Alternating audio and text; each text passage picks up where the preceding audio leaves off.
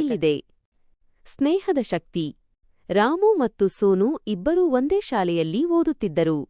ರಾಮು ಓದಿನಲ್ಲಿ ತುಂಬಾ ಚೆನ್ನಾಗಿದ್ದ, ಆದರೆ ಸೋನು ಆಟದಲ್ಲಿ ತುಂಬಾ ಚುರುಕು. ಇಬ್ಬರೂ ಬೆಸ್ಟ್ ಫ್ರೆಂಡ್ಸ್.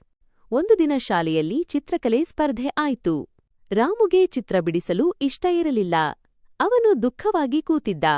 ಅದನ್ನು ನೋಡಿ ಸೋನು ಕೇಳಿದ, ಏನ್ ರಾಮು, ಯಾಕೆ ದುಃಖ? ರಾಮು ಹೇಳಿದ, ನನಗೆ ಡ್ರಾಯಿಂಗ್ ಬರಲ್ಲ, ನಾನು ಸೋಲ್ತೀನಿ ಅಂದುಕೊಂಡಿದ್ದೀನಿ. ಸೋನು ನಗುತ್ತಾ ಹೇಳಿದ, ನೀನು ಗಣಿತದಲ್ಲಿ ನನಗೆ ಸಹಾಯ ಮಾಡ್ತೀಯಲ್ಲ, ನಾನು ನಿನಗೆ ಡ್ರಾಯಿಂಗ್ನಲ್ಲಿ ಸಹಾಯ ಮಾಡ್ತೀನಿ. ಇಬ್ಬರೂ ಸೇರಿ ಅಭ್ಯಾಸ ಮಾಡಿದರು. ರಾಮು ಬಣ್ಣ ಹಚ್ಚಿದ, ಸೋನು ಚಿತ್ರ ಬಿಡಿಸಿದ. ಸ್ಪರ್ಧೆಯ ದಿನ ರಾಮು ತುಂಬಾ ಚೆನ್ನಾಗಿ ಚಿತ್ರ ಬಿಡಿಸಿದ. ಫಲಿತಾಂಶ ಬಂದಾಗ ರಾಮುಗೆ ಮೊದಲ ಬಹುಮಾನ ಸಿಕ್ಕಿತು.